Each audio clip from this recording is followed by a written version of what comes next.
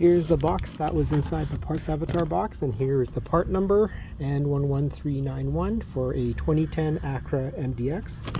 So this is actually the alternator that was taken out. This is the defective one, and the new one has already been installed in the vehicle. So I don't know what happened, it just stopped working one day. So I'll show you the installed alternator next. Here's the new alternator that's installed right there. Can't really see it because it's kind of dark down there, but just right in here is where the new alternator is.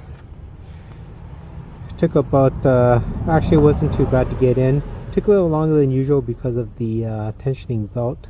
Didn't have the right tool for that, but once we got it in, it literally took about an hour to install. So there it is, right down in here.